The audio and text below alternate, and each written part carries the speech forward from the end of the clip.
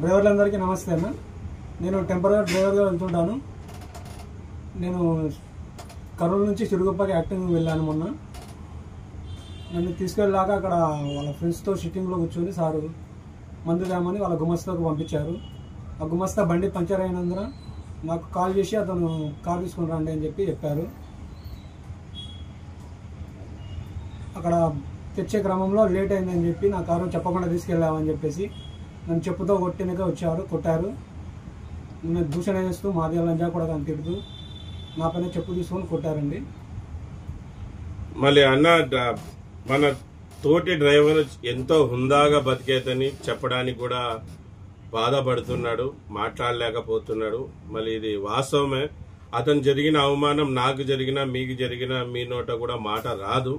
మళ్ళీ దేవుడు నోరిచ్చినది మనకి తినడానికి మాత్రమే కాదు, మనకు అన్యాయం జరిగితే ప్రశ్నించడానికి కూడా. ఇటువంటి వాళ్ళని ఏ డ్రైవర్ కూడా వదలకూడదు. మళ్ళీ చేసిన తప్పేం లేదు అంటే డ్రైవర్ కారు ముట్టకూడదు అంటాడు. మళ్ళీ కారు ముట్టకుంటే నువ్వు కర్నూలు నుంచి సిరుగుంపకి వెళ్ళకపోయావు. మళ్ళీ నీ గుమాస్తానే కదా నా బండి పంచర్ అయింది, నువ్వు రా కారు వేసుకొని సారోళ్ళకి మందు తీసుకురావాలని చెప్పింది నీ గుమాస్తనే కదా. డ్రైవర్కి అతనికి ఏం సంబంధం లేదు, అతను ఎవరో కూడా డ్రైవర్కి తెలియదు కదా.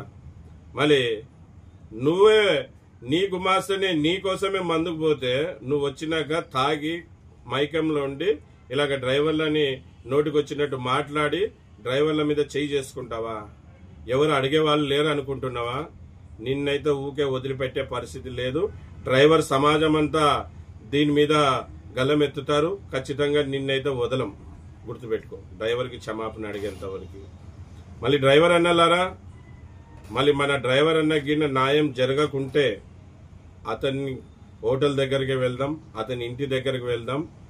మన దగ్గర సాక్ష్యాలు కూడా ఉన్నాయి, మనకు సాక్ష్యం కూడా ఉంది. వాళ్ళు మాట్లాడిన వాయిస్ రికార్డులు కూడా ఉన్నాయి. మళ్ళీ వాళ్ళ గుమాస్తా ఎవరైతే ఉన్నారో అతను మాట్లాడిన వాయిస్ రికార్డులు కూడా ఉన్నాయి. ఈ వాయిస్ రికార్డులను కూడా బేస్ చేసుకుని అతని మీద ఎఫ్ఐఆర్ కడతాం, కేసు ఫైల్ చేస్తాం. మళ్ళా డ్రైవరు ఎంత గొప్ప వ్యక్తి మీకు తెలీదా? ఈరోజు డ్రైవర్ లేకుంటే సమాజమే లేదు. అటువంటి గొప్ప వ్యక్తుల మీద, నిరుపేద డ్రైవర్ల మీద చేయి చేసుకోవాలని ఎలాగనిపిస్తుంది? డబ్బుందని అహంకారమా?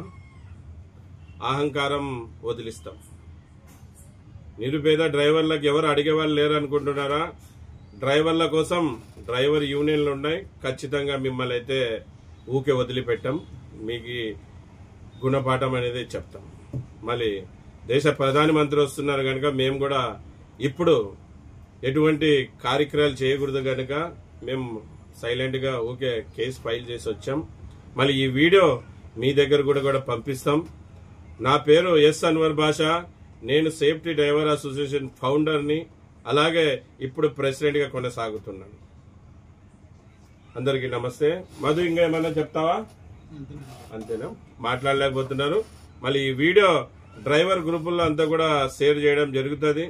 రేపొద్దున మనకి న్యాయం జరగకపోతే గిన గ్రూపుల్లో, అలాగే social media Facebook, YouTube, Instagram లో కూడా వీడియో అప్లోడ్ చేస్తాను. ప్రతి డ్రైవర్కి జరిగిన అవమానాన్ని ప్రశ్నించడానికి ప్రతి డ్రైవర్ రావాలి. మళ్ళీ ఇదే వీడియో ద్వారా కొడుకున్నది. జై హింద్, జై డ్రైవర్, జై డ్రైవర్.